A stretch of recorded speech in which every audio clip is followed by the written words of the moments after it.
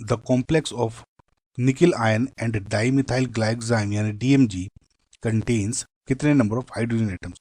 ना गाइज, ये जो क्वेश्चन है या जो एक कंसेप्ट है, इस क्वेश्चन पे हर साल क्वेश्चन आ रहे हैं।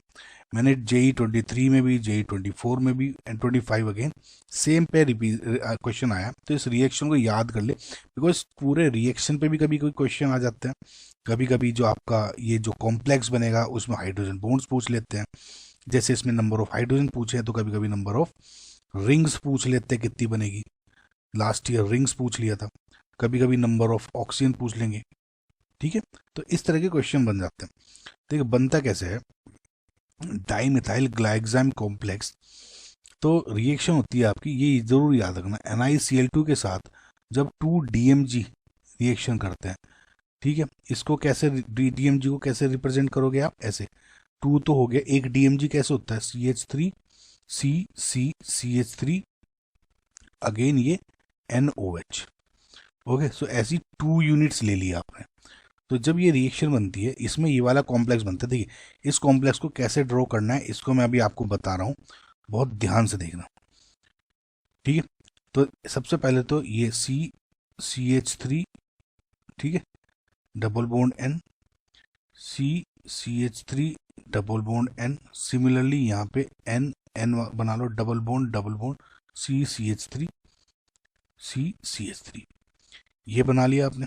ध्यान देखना, अब अल्टरनेट इन पे ऑक्सीजन जोड़ दो, जैसे इस पे OH, इस पे अपोजिट वाले पे OH, इस पे O नेगेटिव, ध्यान रखना, और इस पे O नेगेटिव। ऐसे ही बनता है ये, इन दोनों के बीच में बॉन्ड्स बना दिए कोवेलेंट्स, कार्बन कार्बन के बीच में।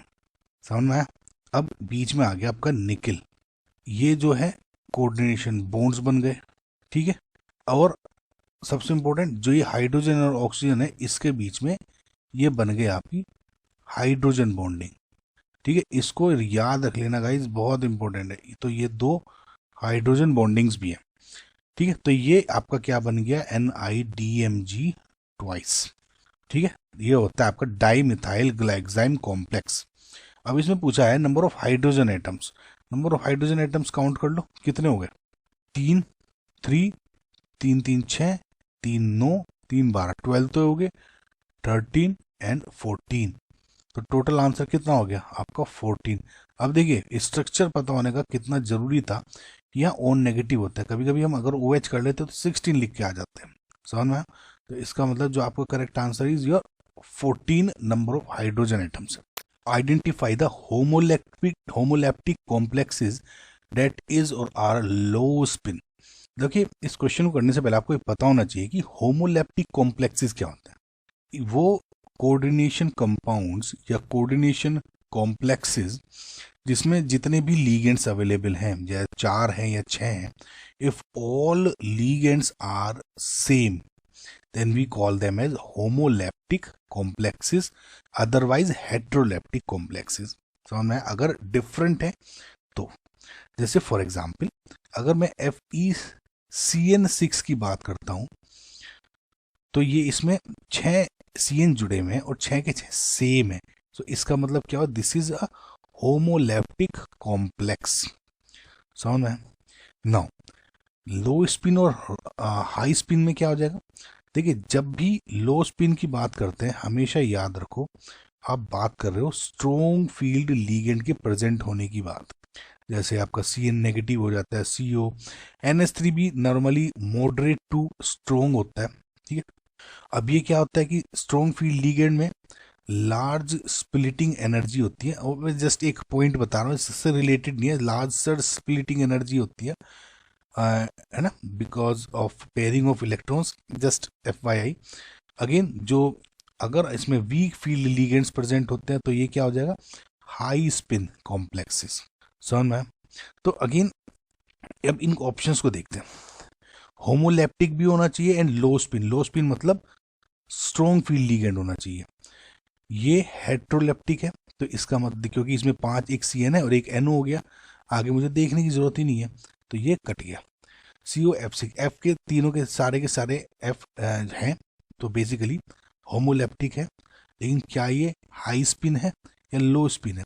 देखिए F जो नेगेटिव है is a weak field ligand, ठीक है, तो इसका मतलब ये हाई स्पिन हो जाता है, नॉट लो, तो ये भी गलत। FeCN6 6 है, होमोलैप्टिक हो गया, लेकिन CN क्या है, एक स्ट्रॉन्ग फील्ड लीगेंड होता है, तो इसकी वजह से ये हाई स्पिन भी हो, सॉरी लो स्पिन भी हो गया, तो इज करेक्ट।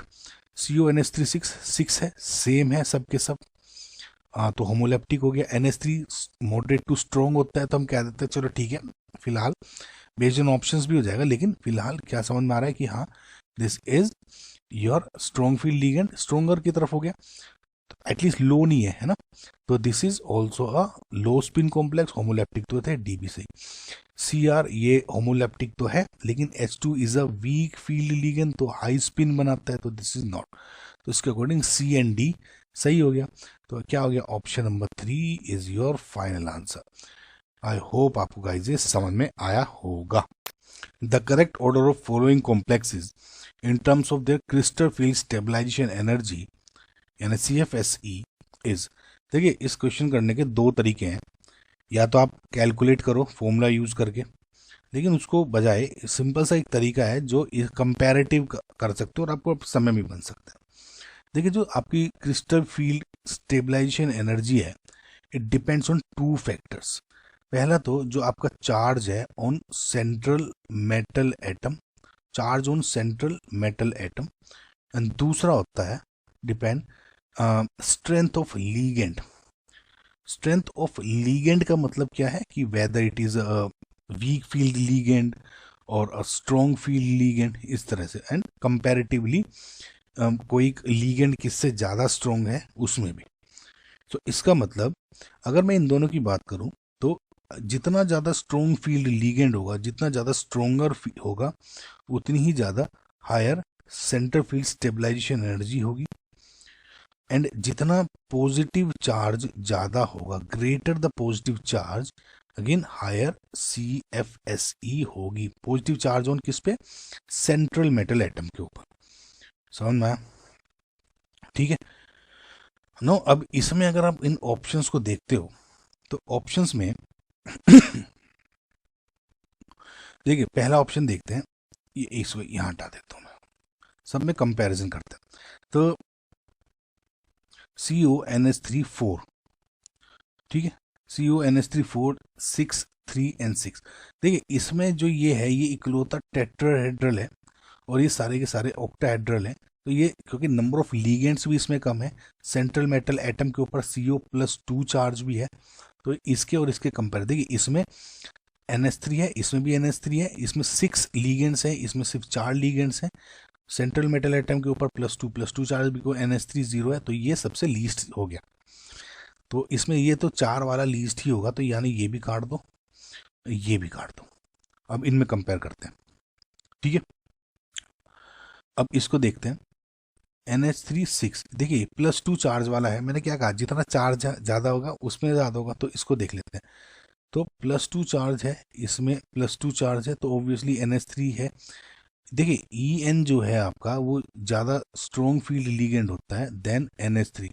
देखिए NH3 जो है basically moderate to strong ligand होता है ना, strong field ligand, strong field ligand, moderate EN तो आपका स्ट्रॉन्ग फील्ड ही है, तो अगर EN है तो वो तो ज़्यादा ही हो जाएगा।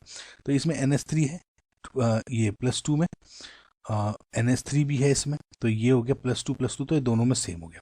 अब इसमें और इसमें कंपेयर करते हैं, इसमें EN है CO+3 चार्ज में, इसमें NH3 है CO+3 चार्ज में, इसमें CO है +3 चार्ज में, CO+3 चार्ज में, है ना, सेम।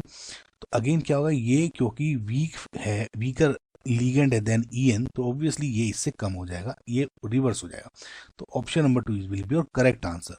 आई होप आपको समझ में आएगा। ऐसे ही इसमें कंपैरेटिव स्टडी करनी रहती है, जो आपको फैक्टर्स बताए हैं उस पर ध्यान रख ले, उसमें एक पॉइंट और ऐड कर ले कि टेट्राहेड्रल है या ऑक्टाहेड्रल है ना।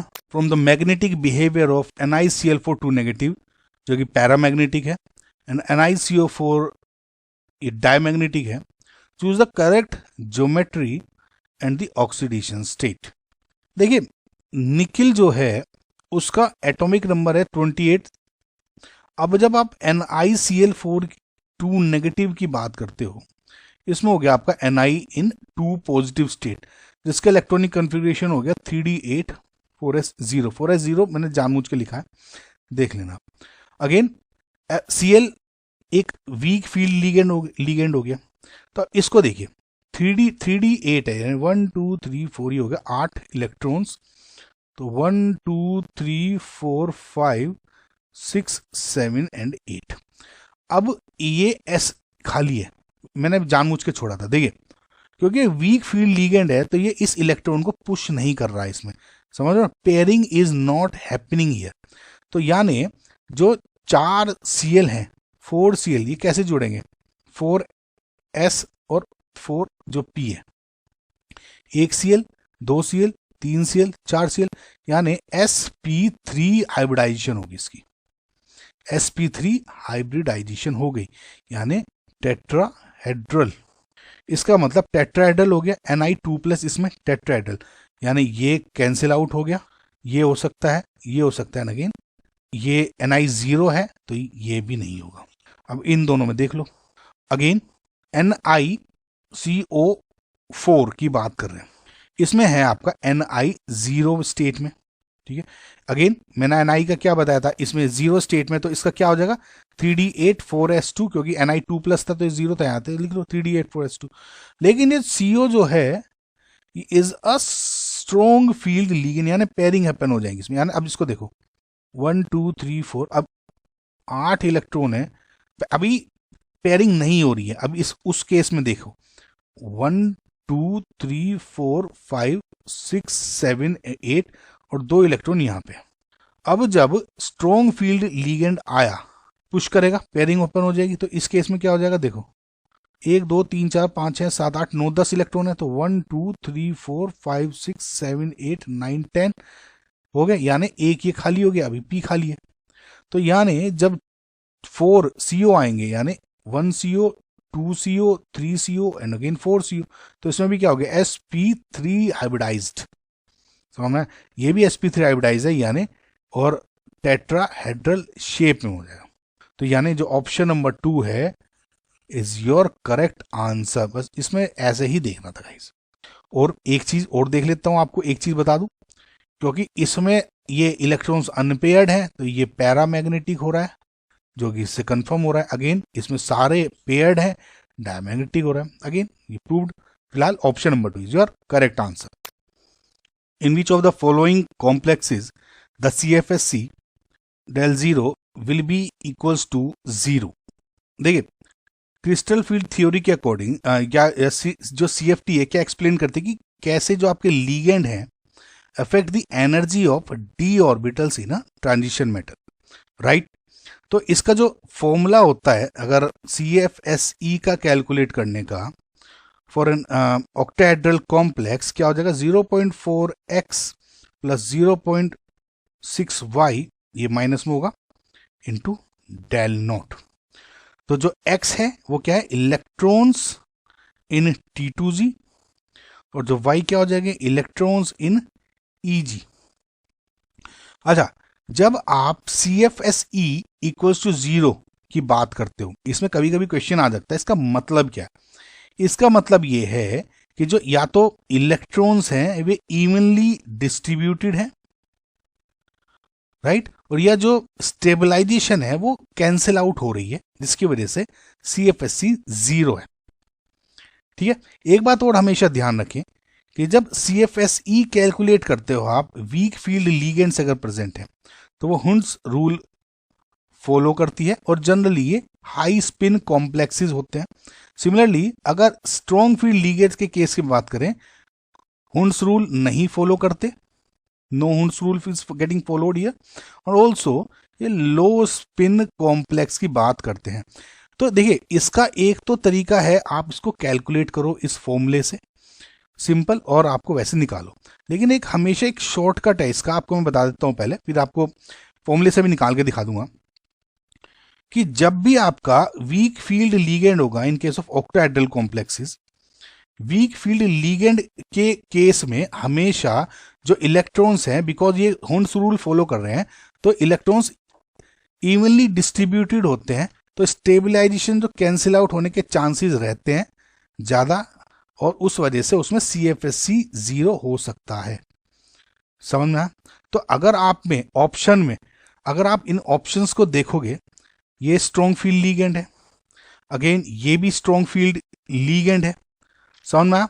CN भी एक स्ट्रॉन्ग फील्ड लीगेंड है, बस ये एक यही है जो वीक फील्ड लीगेंड है। तो मैं अगर मैं एग्जाम में मेरे पास टाइम कम है तो वीक फील्ड लीगेंड देख के मैं इस पर आंसर लगा दूंगा। ठीक है, ये एक शॉर्टकट मान लो आप तरीका, जब आपके पास समय कम है। नहीं तो अगर आपको जब अब कैलकुलेट ही करना है तो इसको कैसे देखिए, सिंपल सा, पहला FeNH36Br2, तो इसमें क्या है, Fe2 पॉजिटिव स्टेट में है यानी D6। D6 को अगर आप डिस्ट्रीब्यूट करोगे, बिकॉज NH3 मैंने क्या बताया था, एक स्ट्रॉन्ग फील्ड लीगेंड है, तो इसमें सबसे पहले नीचे वाला भरा जाएगा पूरा, यानी 1 2 3 4 5 एंड 6। ठीक है, तो अब अगर आप इसमें -0.4x प्लस 0.6y इसमें कैलकुलेट करते हो तो ये T2G हो गया, ये EG हो गया। T2G क्या हो गया, 6, और ये 0, तो ये 0 नहीं आ रहा है बेसिकली। सिमिलरली इस केस में अगर आप देखते हो, ये क्या हो गया, Fe3 प्लस यानी D5। अगेन इस केस में आप देखते हो वही 1 2 3 4 5, तो बेसिकली इसमें 5 आ गया इसमें, और ये 0 है, अभी भी कैंसिल आउट नहीं होगा। सिमिलरली जब आप FeCN6 के केस में देखते हो तो ये अगेन Fe2 प्लस है यानी D6 और स्ट्रॉन्ग फील्ड लीगेंड है, सेम ऊपर वाला कंसेप्ट आ जाएगा, तो ये भी नहीं है। अब इसको देखिए, SCN है इसमें वीक फील्ड लीगेंड, अगेन जो Fe है इसमें 3 पॉजिटिव स्टेट में है यानी D5 हो जाएगा इसका। D5 को वीक फील्ड लीगेंड है तो हुंस रूल इज फॉलो हो रहा है, यानी T2G में अगर आप देखते हो तो कितने, देखिए 5 इलेक्ट्रॉन है, 1 2 3, और इसमें 2 इसमें भरे जाएंगे 4 5, तो x कितना हो गया 3, y कितना हो गया 2, तो यानी -0.4 इंटू एक्स यानी 3 प्लस 0.6 इंटू 2 डेल नॉट कितना हो जाएगा, -1.2 प्लस 1.2 यानी 0, and this is your answer. Same again जैसे मैंने आपको बताया था, अगर वीक फील्ड लीगेंड का ऑप्शन आ रहा है तो उसमें सिंपल कैलकुलेट देख लो सारे, अगर स्ट्रॉन्ग फील्ड लीगेंड के हैं तो। ठीक है, identify the coordination complexes in which the central metal ion has D4 configuration. अब देखिए इसमें मैं एक गाइज आपको ट्रिक भी बताऊंगा, आपको बहुत इजीली हो जाएगा। नहीं तो देखिए अल्टीमेटली आपको एटॉमिक नंबर तो पता ही होना चाहिए। देखो अब इसमें पहला है A, इसमें Fe एटॉमिक नंबर है, ये सेंट्रल मेटल एटम बेसिकली, ये Mn है, अगेन इसमें Fe हो गया, और जो इसमें होगा देखोगे सेंट्रल मेटल एटम क्या हो गया, Cr हो गया, करेक्ट। और ये जो अलग हो गया, ये हो गया निकिल, ये हो गया सेंट्रल मेटल एटम सब में। इसमें जो 4 2 जा 8 माइनस, और ये -2 है तो ये +6 ऑक्सीडेशन स्टेट में हो गया। कैलकुलेट कर लोगे, -6 है -3 में तो ये +3 ऑक्सीडेशन स्टेट में हो गया। सिमिलरली इसमें -6 है -3 तो ये भी Fe+3 ऑक्सीजन स्टेट में हो गया। इसमें Cr2O प्लस में देखिए इसमें हो गया ये आपका +2 ऑक्सीडेशन स्टेट में, करेक्ट। और जो ये है ये हो गया +4 ऑक्सीडेशन स्टेट में, निकाल लेंगे आप इजी तरीके से। अब जो मैंने ट्रिक की बात करी है, देखिए सबसे पहले ट्रिक के बिना भी अगर आप करना चाहो, आप अगर देखिए इन सब के एटॉमिक नंबर क्या होते हैं, Fe का जैसे 26, इसका 25, अगेन ये तो Fe है तो 26, क्रोमियम हो गया तो 24, निकिल हो गया तो अगेन 28, ये तो होना पता होना चाहिए आपको। ठीक है, अब जब अगर मैं नॉर्मल तरीके से निकालता हूं, देखिए Fe का समझाऊं अगर आपको, Fe का आउटर मोस्ट शेल का जो इलेक्ट्रॉनिक हो गया 4s2 3d6। जब आप Fe+6 की बात करते हो तो 2 तो इसके निकल गए और 4 इसके निकल गए, यानी हो गया 3d2। तो ऐसे आपको इन सब का निकालना है, लेकिन इसमें मैं आपको एक सबसे शॉर्ट और तरीका बताता हूँ। देखो ये भी पता होना चाहिए तभी आप इसका इलेक्ट्रॉनिक कन्फिग्रेशन करोगे, और +6 तो आपको निकाल ही लिया है तभी आप इलेक्ट्रॉन्स निकालोगे। पर इसमें कभी कभी इलेक्ट्रॉन्स निकालने में स्टूडेंट्स कंफ्यूज हो जाते हैं, तो आपको देखो सिंपल सा फंडा है, जब ये निकाल लिया, अगर आपको कभी कभी दिए भी होते हैं 6 + 2 है, ये 2 6 26 है, इन दोनों को ऐड कर लो, 6 + 2 देखो 8, 5 + 6 7, 6 + 8 8, 2 + 4 6, 2 8 + 2 10। अब इसमें माइनस ऑक्सीजन स्टेट कर दो, यानी -6, इसमें क्या हो गया -3, इसमें क्या हो गया -3, +2 था इसमें -2। ठीक है, और ये था -4। अब जो यहाँ पे आएगा वो आपका डी कन्फिग्रेशन का, ये 2 हो गया तो D2, ये 4 हो गया 7-3 तो D4, ये 5 हो गया 8-3 तो D5, ये 6-2 4 हो गया तो यानी D4, 10-4 हो गया 6 तो ये हो गया D6। बस इस तरह से आपको निकाल देना है। समझ में आया? नहीं तो आप जो मैंने आपको बताया था इलेक्ट्रॉनिक कॉन्फ़िगरेशन से निकाल लो। ये 8 क्या हुआ 6+2, इन सब के एटॉमिक नंबर है। जैसे एटॉमिक नंबर अगर आपका है XY तो ये क्या हो गया X+Y माइनस ऑक्सीजन स्टेट। ठीक है, तो जो इसमें आपका किसका पूछा था D4 का, यानी D4 हो गया Mn3+, यानी ऑप्शन बी, एंड D4 एक हो गया Cr2+, यानी ऑप्शन डी, यानी बी एंड डी, यानी option number 3 is your correct answer.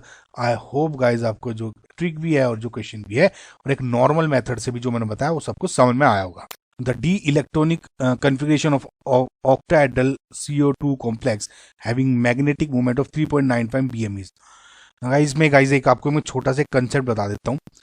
अगर आप मैग्नेटिक मूवमेंट को हमेशा, जब भी मैग्नेटिक मूवमेंट दिया है, नंबर ऑफ अनपेयर्ड इलेक्ट्रॉन्स निकालने हैं, तो अगर आप इस फॉर्मूले यूज करते हैं तो मोस्ट ऑफ द टाइम आपके टाइम वेस्ट हो जाएगा क्वाड्रेटिक इक्वेशन को वगैरह को सोल्व करते करते।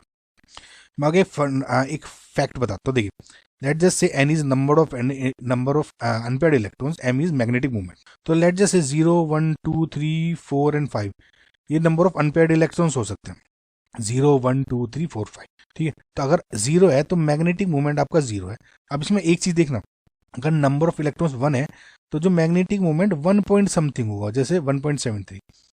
हमेशा इसमें 1.73 नहीं, क्वेश्चन में देखिए 1.6 भी दे सकते हैं, 1.9 भी, 1.5 भी दे देंगे, लेकिन आपको उसी तरह से अंदाजा लगाने के नंबर ऑफ अनपेयर्स बने, क्योंकि देखिए ऑब्जर्व या कैलकुलेटेड होते हैं तो डिफरेंट हो सकता है। दूसरा 2.84 समथिंग, यानी 2.2 इलेक्ट्रोड तो 2, 3 है तो 3 पॉइंट समथिंग, 4 है तो 4 पॉइंट समथिंग, 5 है तो 5 पॉइंट समथिंग, इस तरह होता है। तो जितने number of electrons magnetic movement का फर्स्ट लेटर देख लो उतने ही होंगे। तो इसमें 3.95 है, तो यानी मैं आंख बंद करके कह दूंगा, देखिए 3.95 है, 3.87 फिर भी, क्योंकि ऑब्जर्व होते हैं गाइस। तो नंबर ऑफ अनपेयर्ड इलेक्ट्रॉन्स कितने हो जाएंगे इसमें 3। समझ रहे? ठीक है, बस आपको इसके अकॉर्डिंग ड्रॉ करना है कि नंबर ऑफ अनपेयर्ड इलेक्ट्रॉन कैसे करना है। ठीक है, अब मुझे ये तो पता लग गया। अब जो CO है एटॉमिक नंबर कितना हो गया इसका 27, यानी इसका आउटर मोस्ट शेल में कितना हो गया 3d7 4s2। CO+2 की बात कर रहे हैं, है ना। CO+2 क्या होगा 3d7।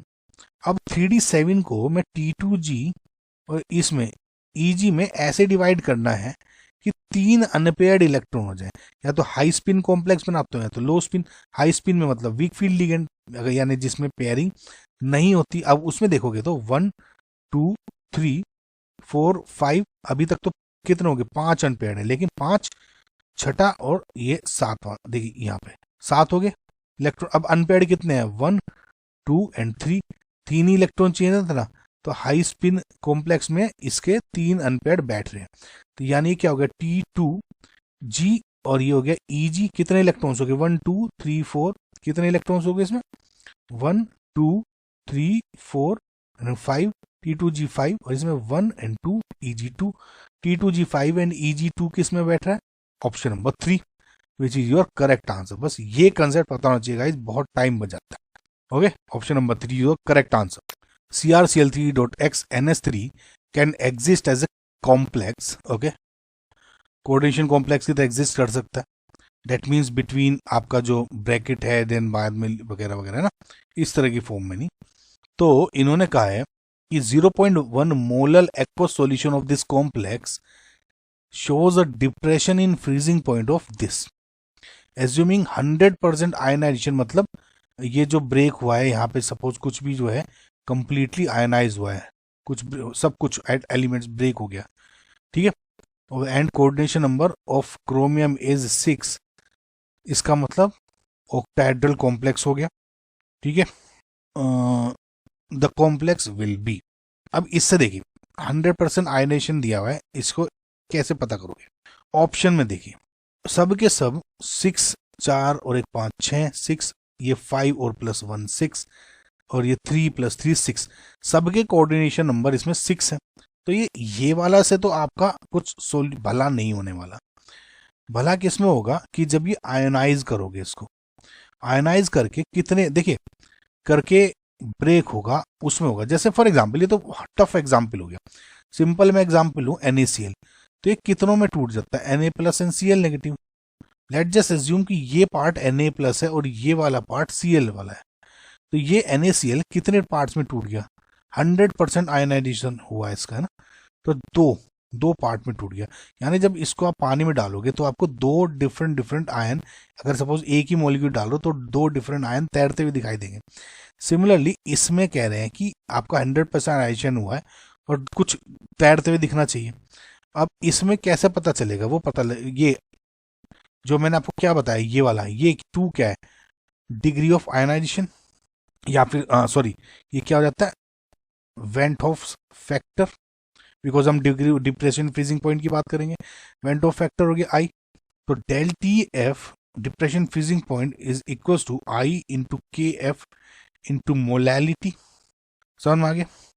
अब इसमें जो के एफ है 1.86 दिया हुआ है, मोलैलिटी दी हुई है, तो आई इससे निकल जाएगा, I is equal to del T F divided by K F into molality. Value रख दो, डेल टी एफ क्या है 0.558, डेल टी है तो डिग्री केल्विन कुछ मतलब नहीं रखता, 1.86 के एफ हो गया दिया हुआ है, मल्टीप्लाई बाय आपका मोलैलिटी 0.1 दिया हुआ है। इसको जब आप सोल्व करते हो पूरे को तो आपका आता है 3।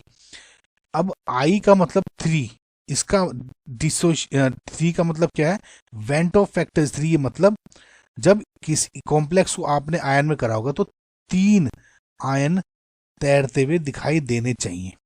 समझ में आया। अब देखो कैसे किस तरह से ब्रेक होंगे 1 बाय 1, 3 आयंस है ना। अब मैं इसको पहले को ब्रेक करता हूं, तो ये पॉजिटिव और नेगेटिव पार्ट है, तो CrNH3 6 positive plus 3 Cl negative, इस तरह से ब्रेक करोगे तो 3 + 1 4 है, तो ये भी नहीं आंसर है। इसमें देखोगे तो एक ये प्लस और Cl है तो एक ही नेगेटिव, तो ये ब्रैकेट वाला तो 1 प्लस Cl नेगेटिव, यानी इसका हो गया 2। ये भी तीसरा का देखोगे, एक तो ये ब्रैकेट वाला पार्ट और ये प्लस 2 Cl नेगेटिव, तो 2 + 1 3 हो गया, तो 3 ही आपका डिग्री होना चाहिए, तो फिलहाल ये दिख रहा है। ये देखो, एक तो ये ब्रैकेट में ये बाहर कुछ है ही नहीं, तो ये एक ही ब्रैकेट रखेगा, बाहर Cl है नहीं, अंदर ये तो 1 डिसोशिएट ही नहीं हुआ बेसिकली। तो इसका मतलब क्या हो गया, आई 3 था और इसमें आई इस वाले में 3 आ रहा है, तो जो करेक्ट ऑप्शन हो गया is option number 3। I hope guys आपको समझ में आया होगा। बहुत अच्छा क्वेश्चन था, लेकिन बेसिक क्वेश्चन था, ठीक है। The complex that show facial meridional isomerism is, देखिए फेस और मेर इसको शॉर्ट फॉर्म में बोल देते हैं। ये जो कॉम्प्लेक्सेस होते हैं, अगर आपके MA3B3 टाइप के हैं तो ही ये वाला आइसोमेरिज्म शो करेंगे, अदरवाइज नहीं। बस आपको इसमें ये पता होना चाहिए। अब इसको देखोगे फर्स्ट वाले को, ये क्या है, NH3 को अगर A मान लो तो A3 और BCl को मान लो तो Na3B3। हाँ, ये दिख रहा है कि ये इसी के रूप में है। सेकंड को देखते हो, अगर COM NH3 A मान लो इसे 4, ये Cl2 को 2 यानी Na4B2 टाइप का बैठ रहा है, तो नहीं। सिमिलरली इसमें En टाइम लिगेंड्स में कितने होते हैं 2, तो लेट जैसे AA, तो 3 ये भी नहीं बैठ रहा। चौथा अगेन MAA2B2 Cl को, ये भी नहीं बैठ रहा। तो समझ गए होंगे गाइज, आप इस टाइप के कई बार प्रैक्टिस कर चुके हैं क्वेश्चन को। तो option number 1 is your correct answer. बस आपको ये ध्यान रखना है, the condition and consequences that favours the T2G3 and EG1 configuration in a metal complex are। अच्छा देखिए, T2G3 एंड EG1 यानी टोटल नंबर ऑफ इलेक्ट्रॉन्स कितने होंगे, 3 + 1 4, ठीक है। यानी ये कुछ D4 स्टेट में है, कुछ भी मान लो 3D4 मान लो, 4D4 मान लो, है ना। तो कुल मिला के ये आपका D4 में है ना। अब एक चीज देखिए, अब इन्होंने कहा है week field ligand high spin बोला, ये कैसे डिपेंड करता है कि अगर मेरा स्ट्रॉन्ग फील्ड लिगेंड जुड़ रहा है या फिर वीक फील्ड लिगेंड जुड़ रहा है। समझ, अगर ये स्ट्रॉन्ग फील्ड लिगेंड है तो आप इसको क्या बोलते हो, लो स्पिन कॉम्प्लेक्स, करेक्ट। एंड अगर वीक फील्ड लिगेंड है तो इसका क्या बोलते हो, हाई स्पिन कॉम्प्लेक्स, ठीक है। तो अब देखिए इसमें T2G और E3G अगर आप देखते हैं तो इस तरह से डिवाइड कर, ओके। तो अब इसमें 4 इलेक्ट्रॉन्स बढ़ना है। देखिए स्ट्रॉन्ग फील्ड लिगेंड में क्या होता है, पहले पेयरिंग होती है नीचे, फिर ऊपर का इलेक्ट्रॉन बढ़ता है। वीक फील्ड लिगेंड में पहले एक एक इलेक्ट्रॉन बढ़ना हो जाता है। एक तरह से आप कहते हैं तो हुंड्स रूल फॉलो होता है इस केस में, वीक फील्ड लिगेंड के केस में, और एसएफएल के केस में नहीं होता। अगर स्ट्रॉन्ग फील्ड लिगेंड के केस में 4 इलेक्ट्रॉन आप भरोगे तो कैसे बनेंगे, 1 2 3, यहीं से स्टार्ट हो जाएगा 4, और इसमें क्या हो जाएगा 1 2 3 और चौथा यहां बनेगा पहले। ये क्या होता है T2G, ये EG, ये क्या हो गया T2G, ये EG। तो इसको पढ़ेंगे, इसको क्या हो जाएगा T2G 4 EG 0। इसको कैसे पढ़ोगे आप, T2G 1 2 3 एंड EG 1, करेक्ट। अब दिया क्या था, यही दिया हुआ था, यानी weak field ligand high spin complex, यानी option number 1 is your correct answer. When ethane 1,2-diamine is added progressively to an aqueous solution of nickel 2 chloride, the sequence of color change observed will be। अब ये guys आपको देखिए मैं इसमें दो चीज बताता हूँ, एक तो आपको फैक्ट बताऊंगा कि एनसीईआरटी में दिया हुआ है बेसिकली, और दूसरी मैं आपको एक ट्रिक बताऊंगा कि इसमें आप कलर चेंज बेसिकली कैसे आप देख सकते हैं, ओके। तो इसमें आराम से टेंशन मत लें आप। देखिए सबसे पहले इसमें बोला क्या गया, देखिए इसमें देखिए क्या है कि NiH2O nickel 2 chloride hexa aqueous solution है बेसिकली। तो Ni2H6, ठीक है, ये Cl2, ये वाला आपका कंपाउंड है। इन्होंने इसमें कहा है इथेन 1,2-diamine, यानी इसमें EN आपका जो बेसिकली बाइडेंटेट लिगेंड होता है उसको प्रोग्रेसिवली ऐड कर रहे हो, और इसमें जो जैसे जैसे ऐड कर रहे हो EN वैसे वैसे जो सॉल्यूशन का कलर चेंज होता रहता है। ये एनसीईआरटी में स्ट्रेट फॉरवर्ड डायरेक्ट है, कलर्स चेंज होते रहते हैं। अब इसे कलर को कैसे याद करना है वो आपको मैं बता दूंगा अभी, लेकिन ये समझ में आ गया आपको। तो EN जैसे जैसे आपको कर रहा है, ठीक है। तो लेट जस्ट से मैं यहां से करता हूँ। तो इनिशियली देखिए क्या होता है H2O6 2+, Cl2 नहीं यूज कर रहा हूँ अभी, देखिए, ठीक है। अब जैसे आपने ये जो इनिशियली क्या होता है ग्रीन कलर का होता है, ठीक है। अभी देखना पहले जैसे आपने एक पहला सब्सटीट्यूशन किया, EN डाला, तो EN क्योंकि बाइडेंटेट लिगेंड है, H2O सिंगल है, तो 2 H2O को हटा के EN जुड़ जाएगा, है ना। तो NiH2O4 और EN, ठीक है। तो यहाँ भी 2+ EN। अभी गौर से सुनना देखना, अभी फिलहाल ये पेल ब्लू कलर का हो जाता है। अभी इसका कलर कैसे याद करना अभी मैं बताऊंगा। सेकेंड सब्सटीट्यूशन में फिर से EN ऐड हो रहा है, यानी इस बार 2 बच जाएंगे यहाँ पे, यानी NiH2O2 EN यहाँ पे 2 हो जाएगा, ये 2+ हो गया। अब ये पेल ब्लू था, पेल ब्लू मतलब थोड़ा सा हल्का सा ब्लू था, ग्रीनिश से ब्लू कन्वर्ट हुआ था ना, तो अब ये पूरा ब्लू कलर का हो जाता है। उसके बाद में फिर से जब आप थर्ड सब्सटीट्यूशन करते हो, यानी जो ये बचा हुआ 2 भी इसको भी रिप्लेस कर देते हो, तो EN 3 हो जाएगा, क्योंकि बाइडेंटेट है, सिंगल है, तो ये हो गया। अब ये ब्लू से बेसिकली वॉयलेट कलर का हो जाता है। वायलेट बोल दो, इंडिगो बोल दो, या पर्पल बोल दो, है ना, कई सारे नाम से आप बुला सकते हो उसको। तो ये बेसिकली जैसे जैसे आप स्टेप वाइज प्रोग्रेसिवली आप लिगेंड सब्स्टिट्यूशन कर रहे हो, तो क्या हो रहा है, जो आपका कोऑर्डिनेट है ना उसका कॉम्प्लेक्स का कलर चेंज होगा from green pale blue blue violet. तो देखिए फिलहाल के लिए तो इससे अगर आप देखो green pale blue blue violet, तो ऑप्शन नंबर 3 दिख रहा है। लेकिन इसको याद कैसे करें, देखिए मैं आपको याद करने का एक तरीका बताता हूँ। विबग्योर आपको पता है ना, VIBGYOR, ये इंद्रधनुष के कलर होते हैं विबग्योर, ठीक है। अब जैसे जैसे आप ये सोचो, इनिशियली आपका ये ग्रीन कलर का था, है ना। अब जैसे जैसे इसमें सब्स्टिट्यूशन होते जाएंगे तो ये ऊपर से नीचे आता जाएगा, समझ में। तो यानी ग्रीन से ये नीचे ही आना है जैसे जैसे सब्स्टिट्यूशन कर रहे हो इसका। तो अब जैसे ग्रीन है, मैं इस पर्टिकुलर केस के बारे में बता रहा हूँ, है ना। तो जैसे ग्रीन है, ग्रीन के बाद आपने थोड़ा सा पेल ब्लू ग्रीन हो, मतलब जैसे ग्रीन में आपने हल्का सा ब्लू डाल दिया तो ब्लूइश भी नहीं रहता, ग्रीनिश भी नहीं रहता, वैसा पेल ब्लू। तो ग्रीन के बाद ब्लू आया, तो यहाँ देखिए यहाँ बीच में कलर बन रहा है ना कुछ पेल ब्लू, उसके बाद में ब्लू आया, और उसके बाद में इंडिगो वॉयलेट पर्पल कुछ भी मान लो। तो ऐसे आपको कलर इसमें याद रखने, समझ में। और इस ट्रिक को आप यूज करेंगे, कभी अगर आपको किसी क्वेश्चन में कुछ आ ही नहीं रहा है तो आप ऐसे समझ के ट्रिक लगा सकते हो, समझ में। अब देखो जैसे वॉयलेट से उल्टा नहीं हो सकता, इसमें इनमें नहीं उल्टा हो जा सकता, इसमें उल्टा जा रहा है, ठीक है। तो इस तरह से आप ट्रिक में के थ्रू भी आप कभी कुछ आ ही नहीं रहा तो अगर तुक्का ही लगाना तो ऐसे भी लगा सकते हो। तो फिलहाल आपका option number 3 is correct. Match list 1 with list 2। ये ट्रांजिशन मेटल आयंस है, इस पर ओनली मैग्नेटिक मूवमेंट बताए हुए।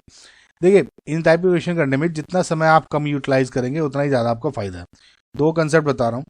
देखिए मैग्नेटिक मूवमेंट का आपको ऑब्वियसली फॉर्मूला क्या होता है, सबको पता है, n into N plus two square root N, यहाँ पे नंबर ऑफ अनपेयर्ड इलेक्ट्रॉन्स होते हैं। लेकिन इसको स्क्वायर रूट को सोल्व करने में बहुत ज़्यादा टाइम लग जाता है, इसको हम यूटिलाइज नहीं करते। सिंपल से कंसेप्ट बता रहा हूँ आपको। देखो let just say n is number of electrons, ठीक है, और ये आपका हो गया मैग्नेटिक मूवमेंट म्यू। देखिए अगर number of unpaired electrons zero है तो यहाँ पे आपका जीरो हो गया मैग्नेटिक मूवमेंट। ओके, अगर 1 है तो 1 पॉइंट समथिंग आ गया आंसर, 1.73 लिख देंगे। ये क्वेश्चन में क्या है ना, ये फिक्स नहीं होता, ये ऑब्जर्व होता है, कभी कभी कैलकुलेटेड लिखते हैं तो 1.73 1.23 भी लिख सकते हैं, 1.91 भी लिख सकते हैं, तो इसलिए चेंज होते रहते हो। आपको जो स्क्वायर रूट कैलकुलेट करते हो गलत हो जाता है। तो बस आप ये याद रखो कि अगर मैग्नेटिक मूवमेंट 1 पॉइंट समथिंग है तो 1 है या तो यह 1 हो गया। सिमिलरली 2 है तो 2 पॉइंट समथिंग आता है, लेट जैसे 2.84 2.79 2.73 कुछ भी लिख सकते हैं। बस ये आप देखो फर्स्ट पॉइंट से पहले वाला जो भी है उतने नंबर ऑफ अनपेयर्ड है। सिमिलरली 3 के लिए लेट जैसे 3.87, 4 है तो लेट जैसे यहाँ पे 4.90, ठीक है, 5 है तो 5.92। समझ में? बस आपको ये देखना है कि जो मैग्नेटिक मूवमेंट 4 या 5 है तो समथिंग इस तरह से आ जाए। जैसे मैं इसमें कहूँ 3 पॉइंट है तो मैं कह दूंगा ये नंबर ऑफ अनपेयर्ड इलेक्ट्रॉन्स में 3 होने चाहिए, इसमें 0, इसमें 1, इसमें 2। ओके, सो ये तो एक चीज हो गई। अब दूसरा एक आपको फैक्ट बताता हूं। देखिए सिंपल सा एक चीज सुनना आप, जैसे यहाँ पे D0 D1 जैसे 1 है ना, D2 यहाँ पे D2 हो जाएगा। नंबर ऑफ इलेक्ट्रॉन्स 2 है, जैसे D2 है तो 2 हो गए, ये हो जाएगा D3, ये हो जाएगा D4, ये हो जाएगा D5। अब एक बात ध्यान रखना, ये D5 तक तो क्या है, ये 5 है तो नंबर ऑफ अनपेयर्ड इलेक्ट्रॉन्स 5 है, 4 है तो 4 है ना, ठीक है। D5 के बाद में यहाँ पे देखो again D6 D7 D8 D9 and D10, कुल मिला के जैसे 5 से ज्यादा इलेक्ट्रॉन हो जाए। सोचो अगर 6 है तो 6 में कितना ऐड करूं कि मेरा सम 10 हो जाए, बस मुझे 10 करना है। 6 में 4 ऐड कर सकता हूं तो 4 अनपेयर्ड इलेक्ट्रॉन, 7 में 3 ऐड कर सकता हूं 10 बन जाएंगे तो 3, 8 में 2 ऐड करूंगा तो 2। समझ में? तो जितने आप ऐड करके 10 बना सकते हो उतने नंबर ऑफ अनपेयर्ड इलेक्ट्रॉन्स हो जाएंगे। तो ये हो गया। और दूसरा एक चीज, एक और बात हो गई, जैसे इसमें सबके जो एटॉमिक नंबर्स हैं टीआई के 22, टीआई का एटॉमिक नंबर 22, इसका 23, सॉरी हाँ निकिल का हो गया 28 और इसका हो गया 21। वैसे तो आप इलेक्ट्रॉनिक कन्फिग्रेशन करोगे और डायरेक्टली लिख सकते हो, वो आपकी चॉइस है। इसमें एक और ट्रिक बताता हूँ आपको, एटॉमिक नंबर आपको याद होने चाहिए, इसके अलावा आप तो कैसे कैलकुलेट करोगे। नहीं तो देखिए एटॉमिक नंबर की जो डिजिट्स है इन दोनों को प्लस कर दो, 2 2 4 माइनस कितना चार्ज है 3, तो 1 आ गया, तो ये हो जाएगा D1। ये क्या हो जाएगा 23, 3 2 5 5 माइनस इसका ये 2 यानी 3, ये हो जाएगा D3। 8 + 2 10, करेक्ट, 10 माइनस 2 8, तो ये हो जाएगा D8। 2 + 1 3, 3 माइनस 3 0 यानी D0। अब देखो D1 है तो इसका अनपेयर्ड इलेक्ट्रॉन्स 1 ही होगा, तो 1 पॉइंट समथिंग यानी ए का हो गया 3, ठीक है, ये कट गया। देखिए D3 है तो 3 पॉइंट समथिंग, 3 अनपेयर्ड इलेक्ट्रॉन यानी 3.3 समथिंग यानी डी, इसका हो गया बी का 1, तो ये बी का बना रहा है। D8 5 से ज्यादा, 8 में कितना ऐड करूँ 10 हो जाए 2, यानी इसको कैसे लिखते हो 2 point something something unpaired electron हो गए यानी 4, तो यानी सी का हो गया 4 यानी 1 भी कट गया। अब सिमिलरली D0 है तो 0 अनपेयर्ड इलेक्ट्रॉन्स तो D2, तो जो आपका करेक्ट आंसर हो गया ऑप्शन नंबर 2 हो गया। इसमें अगर आपको इलेक्ट्रॉनिक कन्फिग्रेशन करके अनपेयर्ड इलेक्ट्रॉन्स देखने हैं तो देखिए वो भी बहुत ईजी है, अगर आपको ट्रिक से नहीं देख रहे हैं भाई, आपको इनका इलेक्ट्रॉनिक कन्फिग्रेशन तो बनाना ही पड़ेगा ना। D1 लेट जैसे D1 है तो 1 हो गया है ना, ये D1 का। D3 का अगर मैं देखता हूँ 1 2 3, तो इसमें कितना हो गया 3 अनपेयर्ड इलेक्ट्रॉन्स में 1 अनपेयर्ड इलेक्ट्रॉन, ठीक है, मैच कर रहे हैं ना। D8 तो 1 2 3 4 5 6 7 एंड 8, तो ये 2 इलेक्ट्रॉन्स अनपेयर्ड हो गए तो D2 है ना। सिमिलर D0 में एक भी इलेक्ट्रॉन नहीं है तो 0 अनपेयर्ड, ठीक है। तो आई होप आपको ये समझ में आया होगा कि किस तरह मैं किया है, बस ट्रिक यूज कर लेंगे तो आपका समय बच जाएगा। खैर आपका option number 2 is your correct answer. 1 mole of the octahedral complex compound ये gives 3 mole of ions on a dissolution in water, 1 mole of same complex react with excess AgNO3 solution to yield 2 moles of AgCl. The structure of the complex. अब देखो ये question बहुत easy है। इस type के जब भी आपको कोऑर्डिनेशन कंपाउंड में AgNO3 AgCl वाला दिख रहा है, समझो कि ये आपके बल्ले बल्ले हो गई इजीएस्ट क्वेश्चंस।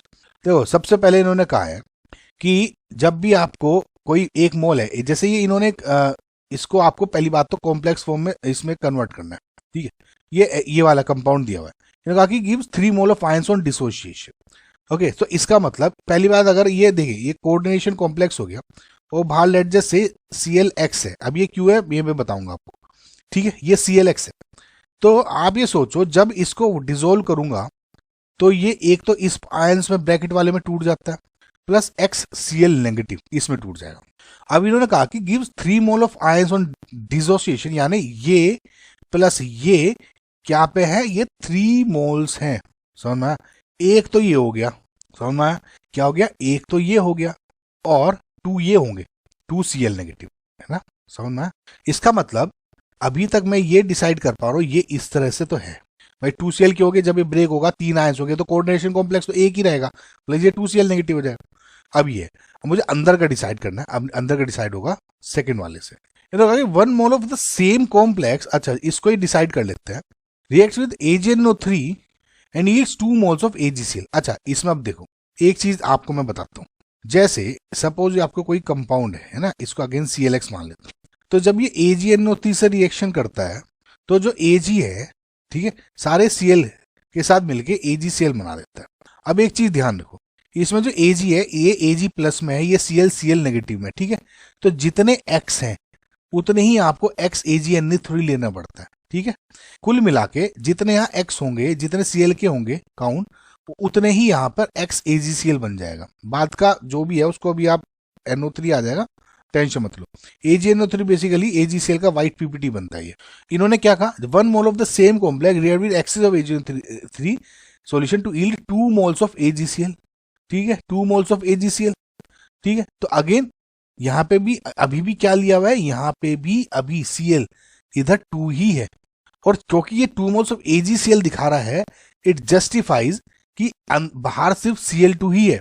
बस अब ये दोनों को कंपेयर करो और इसमें डिसाइड कर लो अब कौन सा हो सकता है। देखो खैर इसमें ऑप्शन 1, अब देखो अच्छा एक चीज और देख लो, एक चीज कि 1 मोल ऑफ ऑक्टाहेड्रल कॉम्प्लेक्स बोला है। ऑक्टाहेड्रल कॉम्प्लेक्स मतलब कि जो सेंट्रल मेटल के अराउंड जो आपका लीगेंड्स हैं वो 6 है ना, COL6 इस तरह से। अब इसमें देखोगे CONH3 5Cl 5 और एक ये 6 प्लस 2Cl मैच कर रहा है अपना, ये लग रहा है आंसर। इसमें देखो 4 और एक 5 ऑक्टाहेड्रल नहीं है, तो प्लस 2Cl2 तो NH3 आ गया। इसमें देखो 4 5 6 ये तो सही जुड़ रहा है, Cl एक आ गया यहाँ पे, NH3 भी हो गया। सिमिलरली यहाँ पे Cl है ही नहीं तो AgCl के साथ वैसे भी नहीं करेगा, 3 3 6 तो है, समझ में? तो इसका मतलब जो correct answer is option number 1, match list 1 with list 2। इसमें लिस्ट 1 में कॉम्प्लेक्स दिए हुए हैं और राइट साइड में इनके हाइब्रिडाइजेशन दिए हैं of the central metal atom, और ये आपको बेसिकली मैच करने किसका क्या है। नाउ देखिए ये क्वेश्चन गाइज इस टाइप के कई बार आ चुके हैं, बहुत बेसिक हैं। जो मेन चीज डिपेंड करती है कि इन क्वेश्चंस को, क्योंकि ये रिपीटेटिव क्वेश्चंस होते हैं, ज्यादातर हर स्टूडेंट्स कर लेगा, इन क्वेश्चंस में आप कम से कम समय कैसे लगाएं। देखिए कई सारी ट्रिक्स होती हैं, कई कुछ चीजें होती हैं।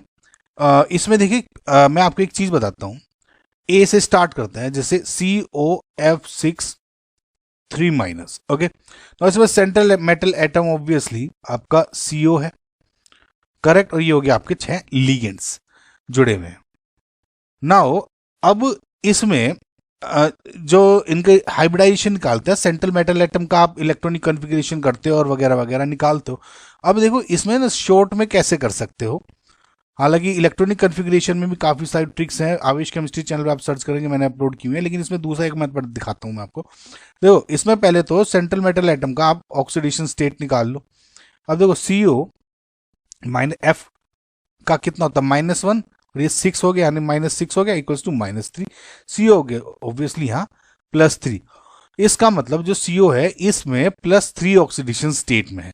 नाउ जनरली आप इसका CO का आप हाइब्रिडाइजेशन निकाल सकते हो, आई मीन जो डी कन्फिग्रेशन है इलेक्ट्रॉनिक कन्फिग्रेशन, और उसका 3 इलेक्ट्रॉन निकाल के फिर उसका ये कितने इलेक्ट्रॉनिक कन्फिग्रेशन दिखा सकते हो। लेकिन इसमें एक डायरेक्ट मेथड है, देखो आपको जैसे C+3 पता लग गया, ऑब्वियसली इलेक्ट्रॉनिक कन्फिग्रेशन लिए आपको उसका एटॉमिक नंबर पता ही होना चाहिए। तो CO का होता है देखिए 27। अब CO+3 का अगर आपको डी कन्फिग्रेशन निकालना है तो ये कैसे निकालते हो, देखो 7 8 9, अब देखो CO का है 7, जो 27 है इन दोनों डिजिट को ऐड करो, 7 + 2 8 और 9, ओके, माइनस जो ये चार्ज है यहाँ पे +3 है तो -3 हो गया, माइनस +3 है ना तो -3, तो ये हो गया 6 यानी +6। तो यानी जो इसका CO+3 का कॉन्फ़िगरेशन हो गया वो D6 हो गया। ये ज्यादातर सब के सब आप देखोगे थर्ड शेल में आते हैं, उसमें थर्ड में 3 उसमें आते हैं शेल में, तो 3D6 ही हो जाएगा। 3 से कोई ज्यादा मतलब नहीं है, D6 हो गया फिलहाल, है ना, समझ में आया आपको? ठीक है, अब देखो D6 हो गया इसका CO+ का, यानी जब आप इलेक्ट्रॉनिक कन्फिग्रेशन करते हो अब 6 इलेक्ट्रॉन्स को आपको डिवाइड करना है।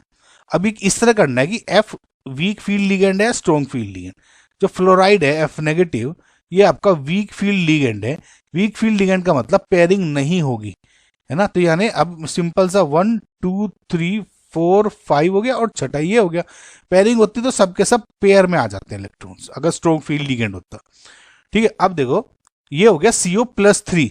अब F6 आपको अकोमोडेट करने हैं, तो वो कैसे करोगे, देखो D के बाद S, फिर आ गया 3 P हो गया, ठीक है, और अब इसके बाद में आ गया आपका D फिर से, समझ में आया? तो ऐसे करते हैं, तो 6 कैसे करोगे इलेक्ट्रॉन, हाँ मतलब 6 फ्लोराइड्स, 1 2 3 4 5 एंड 6, 6 हो गए। यानी कितने में आ रहे हैं, देखिए SP3 और D के कितने हैं, D2, ठीक है, तो SP3D2 हो गया इसका। अब ये आपको मैंने बहुत स्लो तरीके से समझाया है, आई होप आपको ये समझ में आएगा, और अब मैं बाकी जल्दी जल्दी करा दूंगा। तो ए का क्या हो गया आपका 3 ऑप्शन हो गया, तो देखो ये फर्स्ट भी कट गया और ये थर्ड भी कट गया, यानी सेकंड और थर्ड में हो सकता है। ओके, सो नेक्स्ट ऑप्शन देखते हैं, NiCl4 2 नेगेटिव। अब इसको देखिए, मैंने पहला ऑप्शन आपको समझा दिया अच्छी तरीके से, NiCl4 2 नेगेटिव। अब ढंग से करते हैं, देखिए इसमें पहले Ni का ऑक्सीजन स्टेट आप निकालोगे, यानी Ni Cl है, Cl का -1 यानी -4 हो जाएगा, इक्वल टू -2। Ni यहाँ पे +2 ऑक्सीजन स्टेट में, Ni+2 निकालना है। निकिल का जो एटॉमिक नंबर होता है इस 28, 8 + 2 इज 10 -2 यानी 8, तो इसका D8 कॉन्फ़िगरेशन हो जाएगा, 3D8 to be precise. Electronic configuration वैसे नॉर्मल मेथड से भी निकाल सकते हो, ये कोई ज़्यादा टफ चीज़ नहीं है ना। अब D8 है, अगेन देखिए जैसे फ्लोराइड था ऐसे Cl नेगेटिव भी वीक फील्ड लिगेंड है, अगेन इसमें भी कोई पेयरिंग नहीं होगी। तो यानी अगर 1 2 3 4 D8 है तो 1 2 3 4 5 6 7 एंड 8 यानी 2 हो गए, बच गए इधर। अगेन क्योंकि पेयरिंग नहीं हो रही है तो जरूरत नहीं है इसकी। अब देखो ये हो गया 4 Cl हैं इसमें, 1 2 3 एंड 4, तो ये क्या हो गया, sp3 हाइब्रिडाइजेशन हो गई इसकी। इसका मतलब जो इसका बी का ऑप्शन हो गया इज 2, यानी ये वाला करेक्ट आंसर हो गया, ऑप्शन नंबर 2। देखिए आपको सारे सोल्व करने की जरूरत नहीं थी, लेकिन आपको मैं सब कुछ आगे सोल्व करके दिखा रहा हूँ, ऐसे कोई टेंशन की बात नहीं है, लेकिन फिर भी बता रहा हूँ इन टाइप के क्वेश्चंस को आपको ऐसे करना चाहिए सोल्व। ठीक है, तो अब ये वाला थर्ड ऑप्शन देखते हैं, सेम तरीके से आपको देखना है। तो इसमें देखो अगर आप CONH3 6 और 3+ है, देखो NH3 और न्यूट्रल 0 हो गया, तो CO इसमें +3 ऑक्सीजन स्टेट में। अगेन CO का आप एटॉमिक नंबर 27 होता है, CO+3 का अभी मैं ऑलरेडी बता चुका हूँ, इसका 27 8 9 -3 यानी 6, तो CO+6 यानी हो गया आपका D6। लेकिन अब इसमें एक अंतर आ गया, इसमें और इसमें हो गया F negative weak field ligand था। देखिए NH3 क्या है, NH3 can either act as a strong field ligand या वीक फील्ड लिगेंड, लेकिन CO+3 के साथ याद रखना ये स्ट्रॉन्ग फील्ड लिगेंड की तरह बिहेव करता है। तो अब इसमें पेयरिंग हो जाएगी, D6 है तो 1 2 3 4, अब इसमें पेयरिंग कर दो 6 इलेक्ट्रॉन्स की, 1 2 3 4 5 एंड 6। ठीक है, अब इसमें 6 NH3 करने, 2 ये हो गए और एक S हो गया, एक P3 हो गया, कितने हो गए 6, 1 2 3 4 5 6 NH3 यानी D2sp3। समझ में आया? यानी C का क्या हो गया फर्स्ट, अभी भी मैच कर रहा है। सिमिलरली D4 देखते हैं, तो इसमें क्या देखोगे आप, NiCN42 नेगेटिव, Ni-4 और Cn माइनस में होता है, -1 -2 CO Ni+2, अगेन वही Ni+2 है, Ni का एटॉमिक नंबर 27। ठीक है, तो 7 + 2 9 -2, हाँ सॉरी, Ni का हो गया 28 एटॉमिक नंबर होता है, तो 8 + 10 10 -2 यानी 8। तो इसका कितना हो गया D8, अगेन वही, तो D8 अब हो गया। लेकिन इस केस में आप देखोगे unlike this Cn is also a strong field ligand. ठीक है, तो अब इसमें भी पेयरिंग हो जाएगी, तो D8 है तो 1 2 3 4 5 6 7 एंड 8। अब इसमें कितने हैं, 4 आपको करने हैं, 1 2 इसमें हो गए और 3 ये हो गए, 1 2 3 एंड 4 करेक्ट। तो ये Cn हो गए 4 अकोमोडेट, यानी DsP2 यानी ऑप्शन नंबर 4, एंड हैंस आपका जो ऑप्शन नंबर 2 है इज योर करेक्ट आंसर।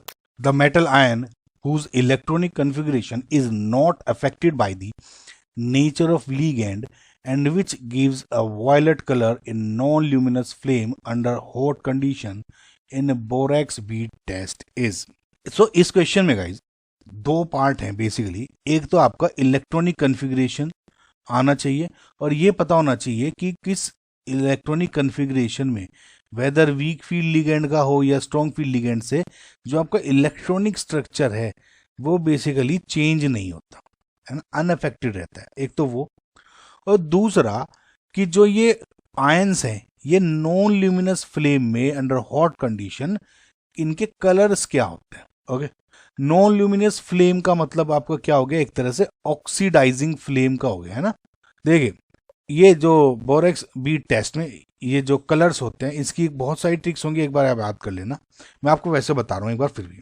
देखिए टाइटेनियम Ti3+ का लगभग रेड ब्राउन कलर होता है, Ni2+ निकिल का हो गया वॉयलेट कलर, जो Mn2+ हो गया वो थोड़ा सा लाइट वॉयलेट होता है, ब्लूइश मान लो, लाइट वॉयलेट बोलते हैं उसको, एंड जो Cr3+ है उसका होता है ग्रीन कलर का।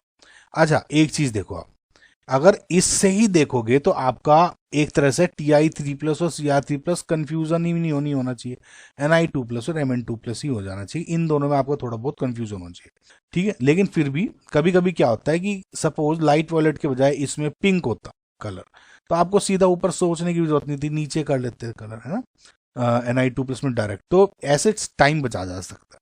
अच्छा अब ये कैसे पता किया जाए कि इनमें से किसका electronic configuration non luminous flame में या मतलब किसी भी लीगेंड की नेचर से अनअफेक्टेड रहेगा। उसके लिए आपको इनके इलेक्ट्रॉनिक कन्फिग्रेशन पता होने चाहिए ताकि आके आपको समझ में आता रहे धीरे धीरे कि हम करना क्या चाह रहे हैं। देखिए Ti3+ जो इसका इलेक्ट्रॉनिक कन्फिग्रेशन होता है डी का D1। अब इसमें क्या है, देखिए सबको पता होगा कि इलेक्ट्रॉनिक कन्फिग्रेशन के थ्रू कैसे करते हैं, इलेक्ट्रॉनिक कन्फिग्रेशन के थ्रू कैसे करते हैं, अगर ये नहीं पता है तो इलेक्ट्रॉनिक कन्फिग्रेशन की मेरी ट्रिक है, आवेश केमिस्ट्री में सर्च कर लेना, नहीं तो इसकी एक दूसरी Ti3+ का डायरेक्ट डी कन्फिग्रेशन कैसे बताते हैं बताता हूँ। तो इसका एटॉमिक नंबर पता होना चाहिए बस, 22, 2 + 2 कितना होता है 4, माइनस कितना चार्ज है 3 यानी 1, तो ये हो गया D1, तो ऐसा हो जाएगा, समझ में। अच्छा अगर आप D1 इलेक्ट्रॉन को करते हो, देखिए अब ध्यान से देखना, ठीक है ओके। अब लेट जस्ट से अब मैं इसको यहां पे करता हूं, लेट जस्ट से कि ये है आपका वीक फील्ड लिगेंड का और ये आपका स्ट्रॉन्ग फील्ड लिगेंड, यानी स्ट्रॉन्ग वीक फील्ड लिगेंड, यानी थोड़ा वीकर फील्ड लिगेंड्स आ रहे हैं इसमें, स्ट्रॉन्ग वाले आ रहे हैं। अब एक इलेक्ट्रॉन आया इसमें भी, एक इलेक्ट्रॉन आया इसमें, अब भैया मैं इसमें वीक फील्ड लिगेंड ला दूं या स्ट्रॉन्ग फील्ड लिगेंड ला दूं, इस इलेक्ट्रॉन पे कुछ ज्यादा इफेक्ट नहीं पड़ रहा है फिलहाल, तो ठीक है। Ti3+ इन अ वे मेरा ये हो सकता था, जो मतलब देखिए ज्यादा डीप घुसोगे तो कुछ भी हो सकता है, ये समझना आप।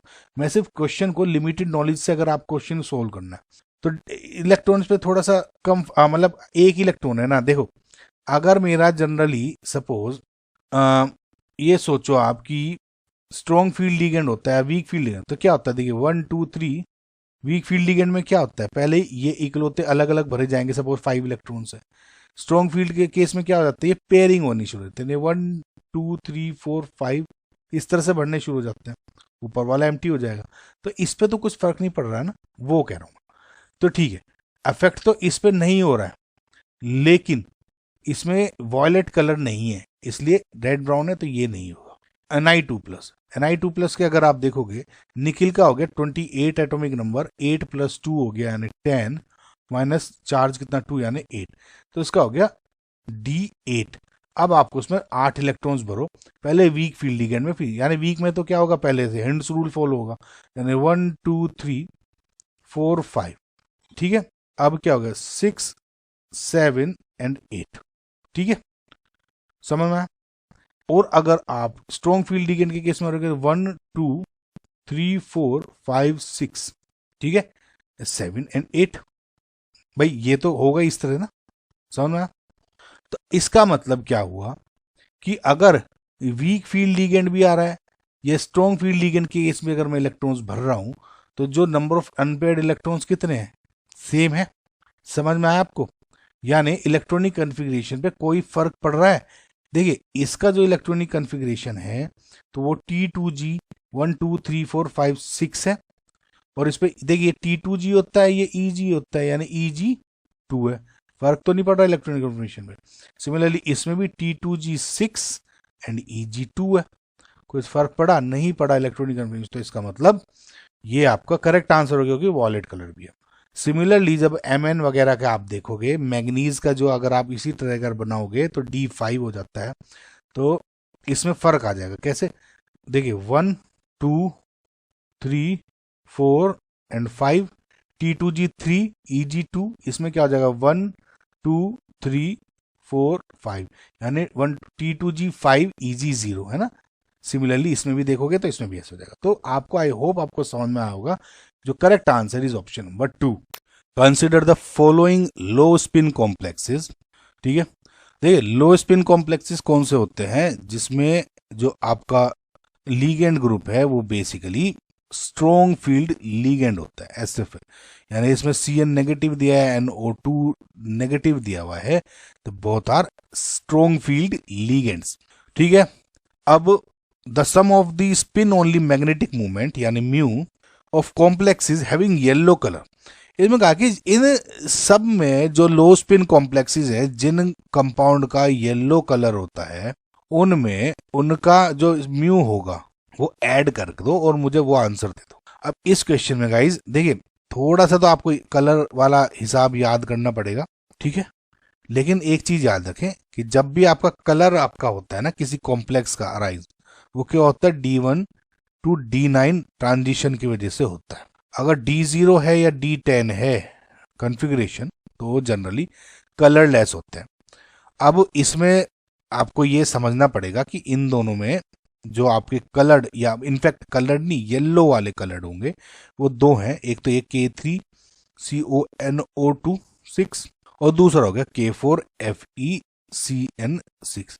ठीक है, ये थोड़ा आपको याद होना चाहिए गाइज, इसको नहीं तो फिर दिक्कत हो जाएगी आपको। ठीक है, तो यानी K3CONO2 6 ये वाला है एंड K4FeCN6 ये वाला है। ठीक है, ये नहीं है, ये नहीं है एंड ये नहीं। अब इनके म्यू कैसे निकालोगे? म्यू निकालोगे आप इनके अनपेयर्ड इलेक्ट्रॉन्स निकाल के, because mu is equal to n into n+2 का स्क्वायर रूट। सो इसमें इस K3 को अगर हटा दूं तो क्या हो गया CONO2 6 3 माइनस, और इधर हो गया FeCN6 4 माइनस। ओके, नाउ इसमें CO का ऑक्सीडेशन स्टेट निकाल लेते हैं। CO NO2 क्या हो गया -1, तो CO -6 इक्वल टू -3, यानी CO हो गया इधर +3 ऑक्सीडेशन स्टेट में। इधर अगर दिखाएंगे Fe-6 अगेन Cn का क्योंकि -1 होता है इक्वल टू -4, तो Fe इधर हो गया +2 ऑक्सीडेशन स्टेट में। मैं आपको पहले भी बहुत बार बता चुका हूं कि जो शॉर्ट ट्रिक है एक, कि अगर आपको डायरेक्ट इनके डी कन्फिग्रेशन बताने हैं, हालांकि आपको पता होना चाहिए कि कोबाल्ट Fe 3D सीरीज में होते हैं, तो इनका एटॉमिक नंबर 21 से 30 के बीच में आता है ना। अब इसको देखिए, जो कोबाल्ट है उसका एटॉमिक नंबर इज 29, आयरन का एटॉमिक नंबर इज 26। तो इसमें अगर आप इसका कन्फिग्रेशन देखोगे तो कैसे करते हो, इनको डिजिट्स को ऐड कर दो, 9 + 2 11 माइनस ये जो चार्ज है 3, ठीक है। सिमिलरली ये 6 + 8 8, 6 + 2 इज 8, माइनस जहां चार्ज क्या है +2 यानी -2, तो ये क्या हो जाएगा 8। तो यानी 3D8 D8 भी मान लो तो उससे कोई फर्क नहीं पड़ता है ना, बस 3D सीरीज है तो उससे थोड़ा सा फील गुड फैक्टर आ जाता है। ये हो गया 6, तो यानी 3D6।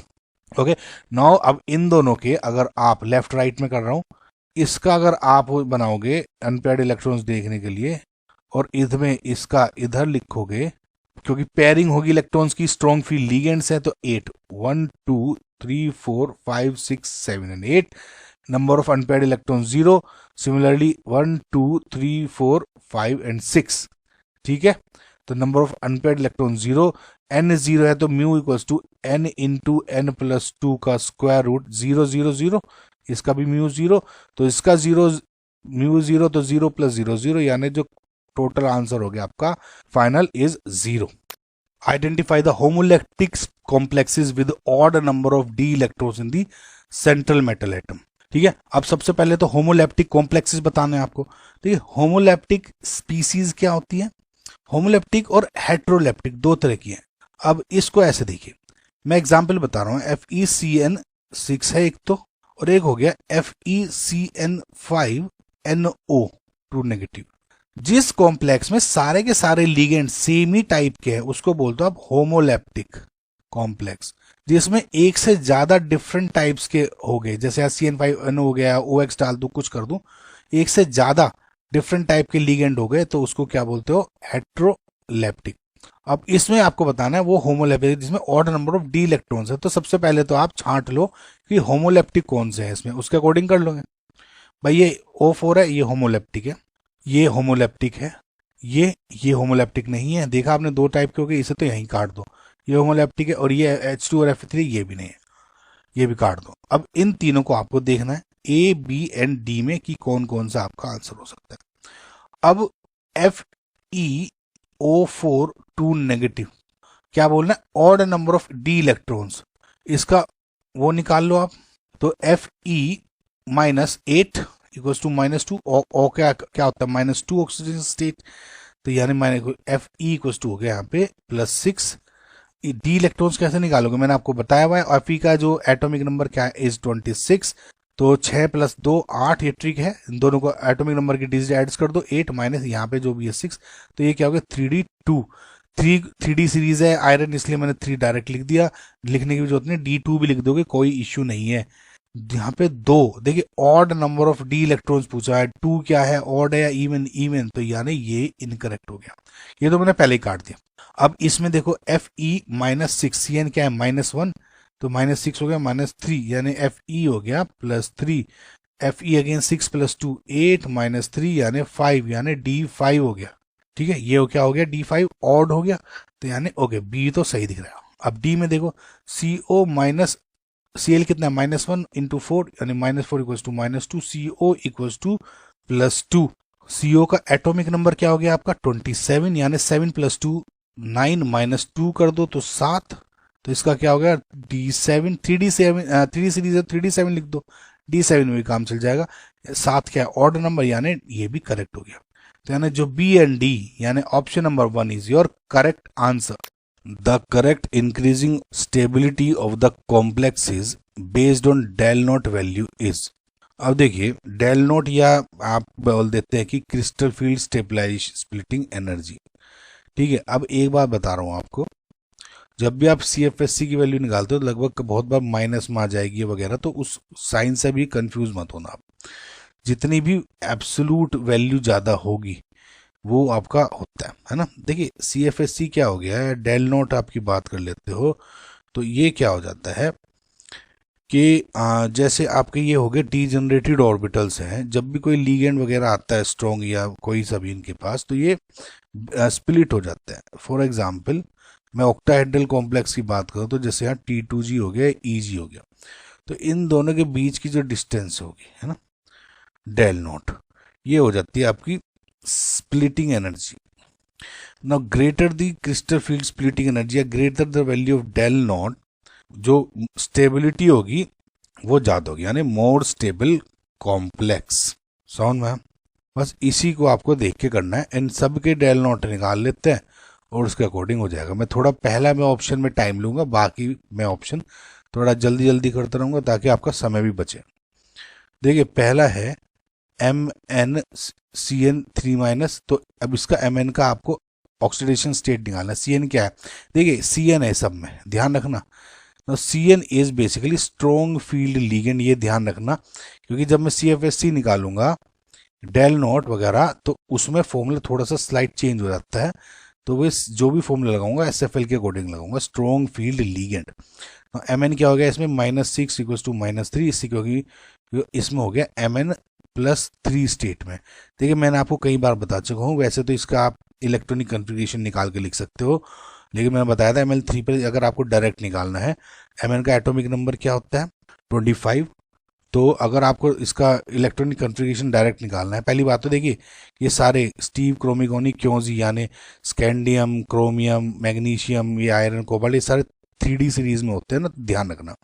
तो 5 7 + 2 7, इस दोनों को ऐड कर लो, 7 माइनस ये जो भी लिखा है यहाँ पे 3 यानी 4, तो 4 हो गया ना D4, ऐसे ही निकाल लो डायरेक्ट, ठीक है। और 3D सीरीज में 3D4, तो ठीक है ऐसे कर सकते हो ना, क्योंकि स्ट्रॉन्ग फील्ड लिगेंड है तो इस यहाँ पे पेयरिंग हो जाएगी, यानी 4 है ना, तो 1 2 3 और एक हो गया यहाँ 4। समझ में है? तो अब इसमें आप ये देखो फॉर्मूला क्या लगता है, CFSE = 0.6 × A + B × -0.4, ठीक है, डेल नॉट। ए क्या है कि जो ए क्या है, EG में जितने इलेक्ट्रॉन्स हैं, और ये बी क्या है, T2G में जितने इलेक्ट्रॉन्स हैं। समझ में आ रही है ना गाइज मेरी राइटिंग, सॉरी थोड़ा सा वो मेरी राइटिंग कर रहा है, तो इस फॉर्मूले को ध्यान रखना। तो ए तो 0 हो गया, हटा दो। बी कितना है 1 2 3 4, तो -0.4 इंटू ये कितना हो गया 4, यानी -1.6 डेल नॉट हो गया। इसको ऐसे लिख देते हैं, तो इसका -1.6 डेल नॉट, ठीक है। अब मैं गाइज इस फॉर्मूले को मैं डायरेक्ट जल्दी जल्दी लिख दूंगा ताकि आपका समय ना बचे, लेकिन सोल्व सब करूंगा, ठीक है। अगला ऑप्शन है CO-6, तो CO-6 = -4, यानी सॉरी हाँ CO हो गया +2। जो कोबाल्ट है उसका एटॉमिक नंबर होता है 27, यानी 7 + 2 9 - 2 यानी 7, यानी 3D7 हो जाएगा। तो अब इसका स्प्लिटिंग करोगे T2G और E2G में, 1 2 3 4 5 6 एंड एक इलेक्ट्रॉन यहाँ पे आ ही गया। तो इसकी वजह से अब देखो इसमें A की वैल्यू होगी 1, यानी 0.6 × 1, माइनस B की वैल्यू की 1 2 3 4 5 6 × 0.4, ठीक है, यानी 0.6 माइनस 2.4 यानी -1.8 डेल नॉट, ठीक है। तो ये क्या हो गया -1.8 डेल नॉट, इसकी वैल्यू हो गई। सिमिलरली अब FeCN6 में निकालोगे तो Fe-6 = -4, यानी Fe+2 हो गया। Fe का एटॉमिक नंबर है 26, यानी 6 + 2 8 - 2 यानी 3D6 हो गया। स्प्लिटिंग कर दो, देखिए स्ट्रॉन्ग फील्ड लिगेंड है इसलिए मैं डायरेक्ट कर दे रहा हूँ, है ना, 1 2 3 4 5 6, ठीक है। तो ये अगेन 0 हो गया, यहाँ पे हो जाएगा -0.4 इंटू बी के अच्छे हैं, यानी -2.4 डेल नॉट, तो ये -2.4 डेल नॉट, ठीक है। Fe इसका निकालते हैं, Fe-6 = -3, यानी Fe हो गया +3। Fe का एटॉमिक नंबर भी बताया था 26, यानी 6 + 2 8 - 3 यानी 5, यानी 3D5। अगेन ब्रेक कर दो आप इसको, ठीक है, 1 2 3 4 5, ये A 0 हो गया अगेन, और इक्वल टू 0.4 ये माइनस में इंटू 5 यानी 0.20 डेल नॉट, ये हो गया -2.0, सॉरी -2.0 डेल नॉट, ओके। तो अब मैंने क्या कहा था, माइनस साइन को यहाँ पे आपको टेंशन नहीं लेनी है, आपको पॉजिटिव वैल्यू देखनी है। तो सबसे ज़्यादा क्रिस्टल फील्ड जो आपकी स्टेबलाइजेशन एनर्जी, बेसिकली इसमें ऑर्डर बनाना है ना, तो अब ऑर्डर देख लो आप सबसे ज़्यादा किसका है, थर्ड, देन फोर्थ, उसके बाद 1.8 यानी 2, उसके बाद हो गया 1, यानी 3 4 2 1, यानी 3 4 2 1, यानी option number 3 is your correct answer. Match list 1 with list 2। अब इसमें कॉम्प्लेक्स दिए, हाइब्रिडाइजेशन मैग्नेटिक कैरेक्टर बताया गया है, पैरामैग्नेटिक या डायमैग्नेटिक। ध्यान रखना अगर अनपेयर्ड इलेक्ट्रॉन्स अवेलेबल हैं तो पैरा हो जाएगा, and paired all electrons are paired तो हो गया डायमैग्नेटिक, अगर एक अनपेयर्ड भी है तो पैरा। ठीक है, हाइब्रिडाइजेशन अभी वगैरह देख लेते हैं। तो देखो इसमें देखो MnBr4 2 नेगेटिव, इसमें Mn का निकाल लो कितना है, तो MnBr का -1 यानी -4 इक्वल टू -2, यहाँ हो गया Mn+2 ऑक्सीडेशन स्टेट में। अब देखिए मैंने इसका इलेक्ट्रॉन डिफरेंशिएशन का आपको एक ट्रिक बताई है। Mn का क्या है, जो आपका एटॉमिक नंबर है 25, तो 25 यानी 5 + 2 7, माइनस कितना चार्ज यहाँ 2 यानी 5, तो ये 3D सीरीज में होता है, तो 3D5, 3 भी ना पता हो तो D5 भी लिख दो डायरेक्ट, कोई फर्क नहीं पड़ता, 3D5। ठीक है, तो अब क्योंकि Br जो है ये it is a week field ligand, तो कोई पेयरिंग नहीं होगी, हुंड्स रूल फॉलो किया जाएगा। तो यानी अब इसमें 1 2 3 4, तो कितने हैं 5 इलेक्ट्रॉन्स, यानी 1 2 3 4 5 इलेक्ट्रॉन्स हो गए, क्योंकि पेयरिंग नहीं है। तो अब इसमें आपको 4 Br जोड़ना है, तो ये हो गया 4s है ना, और आगे ये हो गया, और फिर ये हो गया D वाला है ये ना, तो अब 1 2 3 4 ये Br सारे इसमें ही आ गए, तो sp3 इसकी हाइब्रिडाइजेशन है sp3। अब सारे अनपेयर्ड इलेक्ट्रॉन्स है तो ये हो गया पैरा, sp3 एंड पैरा, यानी ए का क्या हो गया ऑप्शन नंबर 4, ए का 4 हो गया, यानी ये भी कट गया, and this is also cut. Second option देखते हैं, Fe F6 minus, again F क्या है -6 हो जाएगा, F -1 है तो -1 × 6 वो -3, Fe हो गया +3। ठीक है, Fe का एटॉमिक नंबर क्या है 26, यानी 6 + 2 8 -3 5, यानी 3D5 हो जाएगा इसका। तो अब अगेन Fb क्या है, वीक फील्ड लीगेंड है, तो इसमें भी पेयरिंग नहीं होगी 1 2 3 4, तो ये हो गया आपके 5 इलेक्ट्रॉन 1 2 3 4 5। अब इसमें 6 आपको जोड़ने हैं, तो यानी एक S में जुड़ गया, ये P में जुड़ गए F, और बाकी किस में जुड़ गए D में। देखिए 1 2 3 4 5 एंड 6, यानी sp3d2, sp3d2 हाइब्रिडाइजेशन है, अनपेयर्ड इलेक्ट्रॉन्स है पैरा, तो sp3d2 एंड पैरामैग्नेटिक, यानी बी का जो हो गया आपका ऑप्शन नंबर 2, यानी ये, and this is your final answer. बाकी के ऑप्शन भी देख लेते हैं। तो ये कोबाल्ट है, और ये ऑक्सलेट आयन दिया हुआ है 3 2-। देखिए इसको मैं शॉर्ट फॉर्म में भी लिख देता हूँ, COOX ऑक्सलेट लिख देते हैं, ये 3 है और 2-। Oxalate ion basically it's a bidentate ligand होता है, this is a strong field ligand, और बाइडेंटेट भी है। इसका स्ट्रक्चर अगर आपको देखना है तो इस टाइप का होता है, बाकी रूल्स वही सेम। ओके, अच्छा ये क्या है 3, तो कोबाल्ट का निकाल लेते हैं, -2 हो जाएगा ना ये 1 - 2, तो CO +3 × -2 = -3, CO -6 = -3, CO हो गया +3। ठीक है, अगेन इसका अगर आप निकालोगे, जो कोबाल्ट है उसका एटॉमिक नंबर है 27, 7 + 2 9 -3, तो ये हो गया 6, यानी 3D6 समझ में। अब क्योंकि it is a strong field ligand तो पेयरिंग हो जाएगी इसमें, तो 6 इलेक्ट्रॉन भर दो 1 2 3 4 5 एंड 6। ठीक है, अब ऑक्सलेट 2 है, तो देखिए एक OX तो इसमें आ गया, 2 बॉन्ड बनाएंगे। ठीक है, एक ऐसा ही ये एक ही हो गया P3, तो एक 2 OX हो गए, और ये 3 OX हो गए, तो सारे के सारे जुड़ गए, यानी D2sp3 सारे पेयर्ड है, डायमैग्नेट है, D2sp3 हो गया, यानी 1, तो ये हो गया। And again last but not the least आपका ये हो गया NiCO4। देखिए अगेन CO क्या है, एक स्ट्रॉन्ग फील्ड लिगेंड है, एंड इसकी 0 होगी, यानी Ni इसमें 0 हो गया। अगेन गाइज Ni का जो एटॉमिक नंबर है 28। ओके, तो इसका एटॉमिक कॉन्फ़िगरेशन क्या होगा, इलेक्ट्रॉन के 3d8 4s2। इसमें आपको नॉर्मल से निकालना पड़ेगा, चार्ज से नहीं काम चलेगा, जो ट्रिक्स है ना। तो 3d8 4s2। अब देखिए स्ट्रॉन्ग फील्ड लीगेंड है इसमें, तो पेयरिंग हो जाएगी 1 2 3 4।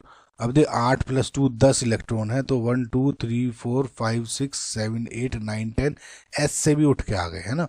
अब कितने CO4 है, तो ये हो गए 1 2 3 4। तो sp3 बट डायामैग्नेटिक, यानी डी का 3। And this is your final answer. I hope guys आपको समझ में आया होगा।